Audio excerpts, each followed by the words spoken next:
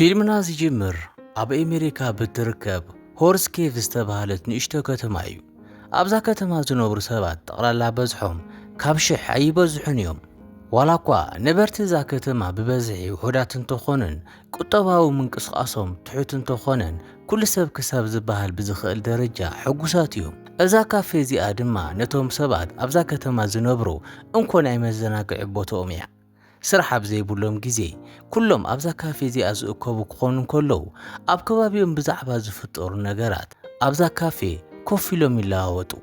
እዚ ከምዚ ኢሉ እንከሎ እዛ ካፌ ብዋንነት እተመሓድራ ካቲ ዝተባሃለት ጓል ኣንስተይቲ እያ።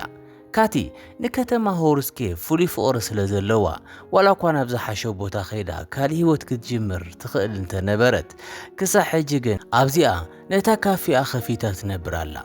ብኻልእ ገጽ ድማ እዛ ሰላማዊት ከተማ ብዙሓት ፖላይስ ኣየድልዋን እዮም። ብዝኾነ ግን ጸገም እንተተፈጢሩ ኢሎም ክልተ ፖላይስ ጥራሕ ዝሓሰት ክትከውን እንኮላ እዞም ፖላይስ እዚኣቶም ድማ እቲ ሓደ ጂም እንትትበሃል እቲ ካልኣዋይ ድማ ማት ብዝብል ስም ይፍለጥ።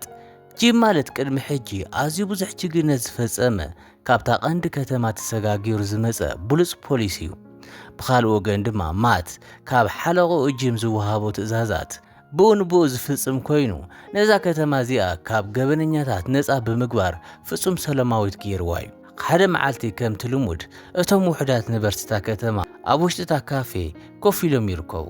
እቶም ሰባት ኣብታ ናይ ካቲ ካፌ ኮፍ ኢሎም ኣብ ዝነበሩሉ ግዜ ብዙሓት ሞተረኛታት ናብታ ከተማ ዝኣተዉ ክኾኑ እንከለዉ እዚ ድማ ንነብሲ ወከፍ ሰብ ዘጨንቕ ነገር ኮይኑዎም እዩ። ኣብ ኣሜሪካ ካብ ዝርከቡ ጉጅለታት ጋንግስተር ነዞም ሞተረኛታት ዝወዳደሮም የለን።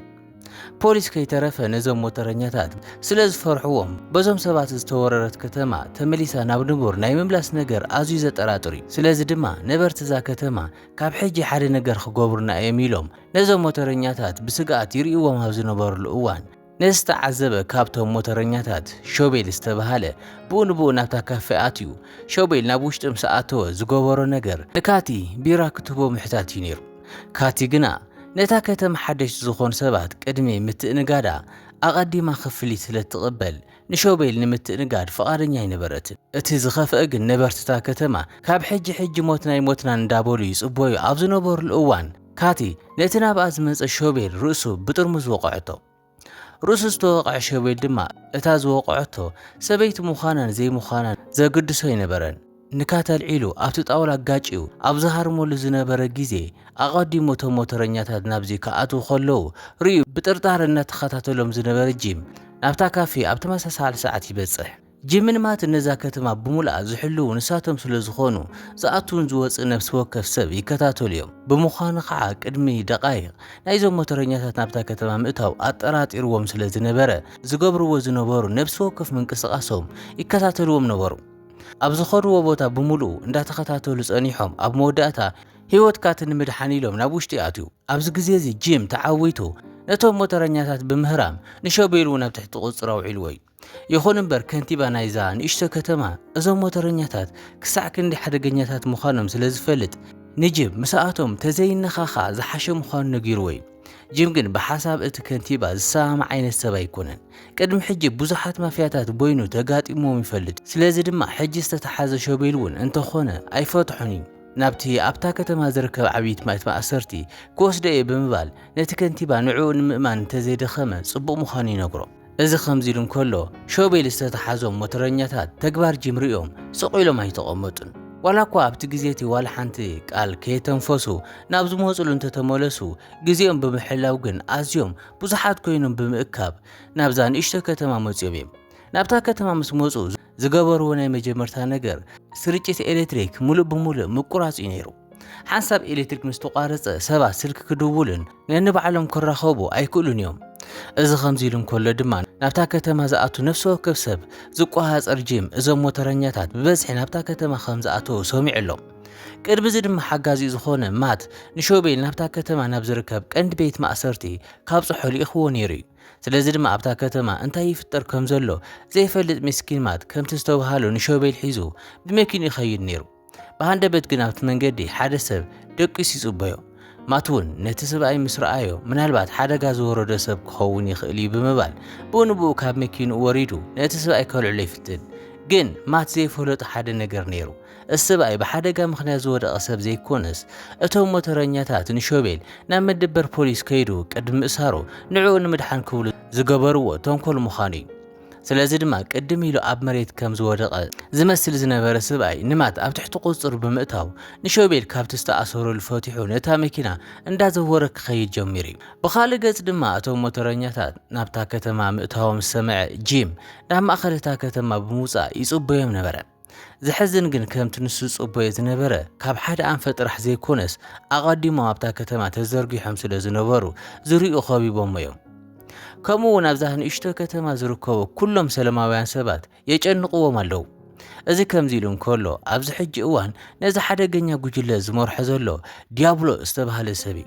ዲያብሎ ድማ ታሪክ ጂም ምስ ሰምዐ ምስ ጂም ክበኣስ ኣይደለየን። ኣብ ክንዱ ግን ንጂም ምሳይ ክትሰርሕ እንተኾይንካ ንዓኻ ምንም ኣይጎድእካኒ ብምባል ምስኡ ክሰርሕ ሓሳብ የቕርበሉ። ዝሕዝን ግን ጂም ምስ ሰራቒ ክሰርሕ ፈቓደኛ ኣይኮነን። በዚ ምኽንያት ድማ ንዕኡ ሓዊሱ ነብሲ ወከፍ ሰብ እታ ከተማ ኣብ ትሕቲ ቁፅር እዞም ሸፋቱ ውዒሎም እዮም። ከም ዝፍለጥ እዞም ጉጅለታት ዝኣተውዋ ከተማ ዘለዎ ሃፍቲ ብምሉእ ከይዘረፉ ወፂኦም ኣይፈልጡን እዮም። ከም ልማዶም ሃፍቲ ናይዛ ከተማ ንምዝራፍ ካዝና ዝኸፈትዎ እንትኾኑ ኣብ ውሽጢ እቲ ካዝና ድማ ውሕድ ገንዘብ ይረኽቡ። እዚ ከምዚ ኢሉ እንከሎ ጂም ዋላ ሓንቲ ከም ዘየምፅእ ስለ ዝፈልጥ ነቲ ገንዘብ ወሲዶም ክሳብ ዝኸዱ ይጽበዮም ነበረ። ይኹን እምበር እቶም ሰረቕቲ ነቲ ገንዘብ ድሕሪ ምውሳዶም ካብዚ ክኸዱ ኣይደለዩን። ንጂም እዚ ገንዘብ ኣዝዩ ውሕድ እዩ፣ ንሕና ዝወሰድናዮ ሓደጋ ካብዚ ንላዕሊ ዘውፅአና እዩ ብምባል ተወሳኺ ገንዘብ ክሳብ ዝረኽቡ ነዛ ከተማ ከም ዘይገድፍዋ ይዛረቡ። ኣብ ሰዓት ጂም እታ ከተማ ካብዚ ንላዕሊ ገንዘብ ከም ዘይብላን ካብዚ ንላዕሊ ገንዘብ ክህቦም ከም ዘይኽእሉ ይዛረብ። እንበዓል ዲያብሎ እውን እንተኾነ እዛ ከተማ ካብዚ ንላዕሊ ገንዘብ ከም ዘይብላ ኣጸቢቖም ይፈልጡ እዮም። ድሌቶም ካብ እንበዓል ጂም ካልእ ተወሳኺ ገንዘብ ምርካብ ኣይኮነን። መደቦም ድሕሪ ውሕዳት ሰዓታት ገንዘብ ዝመልአት መኪና በዚ መንገዲ እዚ ከም እትሓልፍ ስለ ዝፈልጡ ኣብዛ ከተማ ጸኒሖም ነታ መኪና ምዝራፍ እዩ ነይሩ። ስለዚ ነታ መኪና ምስ ዘረፍና ከተማኹም ገዲፍናያ ክንከይድና ብምባል ንጂም መደቦም ይነግርዎ። ነዚ ሰምዑ ጂምን ማትን ድማ እዞም ሰረቕቲ ብኸምዚ ኩነታት ክጻወትሎም ክፈቕዶ ይደልዩ። ሰዓታቶም ተመሊሶም ንምውጋእን ነታ ከተማ ነፃ ንምውፃእን ኣጋጣሚ ክሳብ ዝረኽቡ ኮፍ ኢሎም ይዕዘቡ ኣለዉ።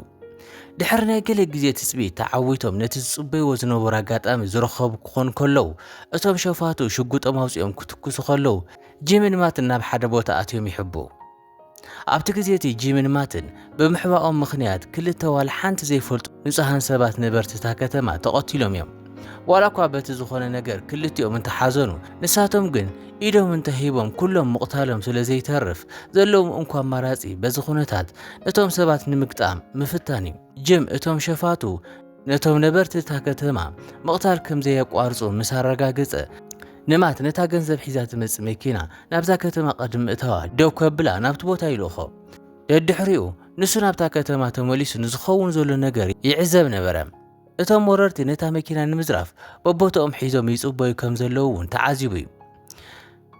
እዚ ከምዚ ኢሉ እንከሎ ነታ መኪና ደው ከብል ዝኸደማት ዝሕዝን ኮይኑ ምስቶም ሰባት ክራኸበ ይከኣለን። ስለዚ እንታይ ከም ዝተፈጠረ ዘይፈልጡ እቶም ገንዘብ ዝሓዙ ሰባት ሕጂ ናብታ ከተማ ኣትዮም ኣለዉ ክበሃል ይከኣል እዩ።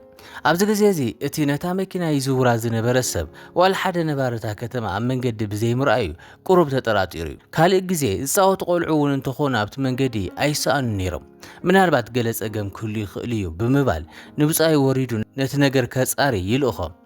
እዚ ከምዚ ኢሉ እንከሎ ተዳልዮም ይጽበዩ ዝነበሩ ወረርቲ ብፃይ እቲ ገናሒ መኪና ምስ መፀ ብኡ ንብኡ ይሕዝዎም። ነቲ ሰብኣይ እንዳጋፍዑ ናብታ መኪና ዝወሰድዎ እንትኾኑ ንገናሒ ነታ መኪና ነዚ ሓላውን ማዕፆ ናይታ ገንዘብ ዝሓዘት መኪና ክኸፍትሎም ይሓትዎም።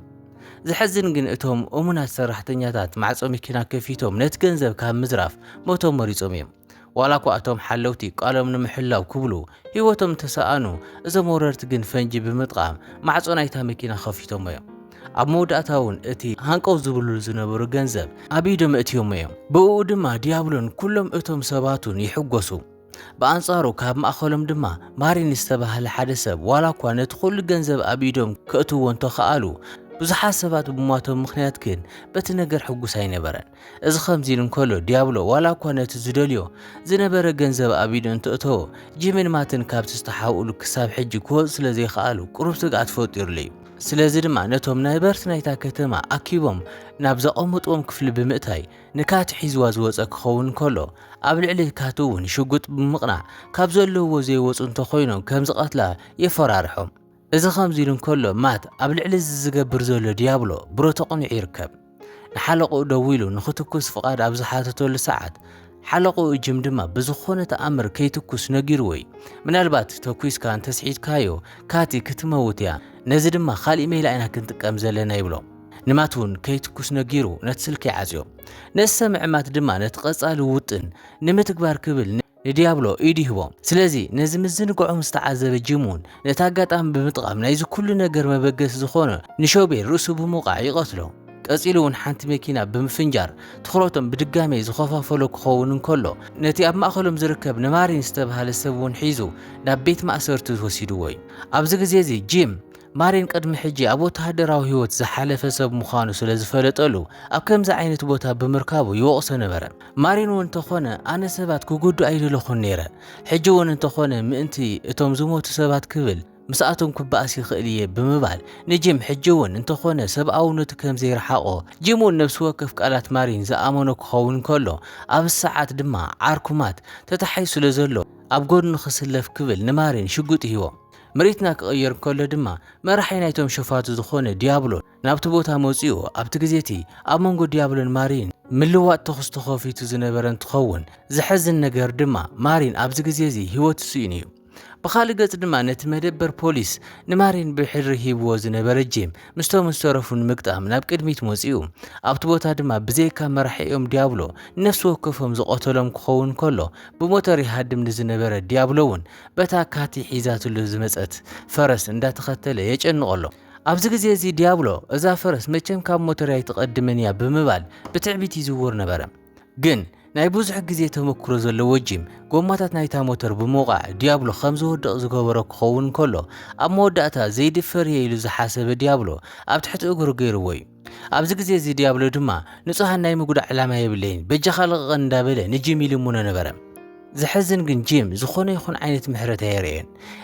ድሕሪ ዝተግባር እዚ ድማ ግብርን ዝናን ጂም ኣብ መላእ ኣሜሪካ እንዳተስፋሕፈሐ መፂኡ እዩ።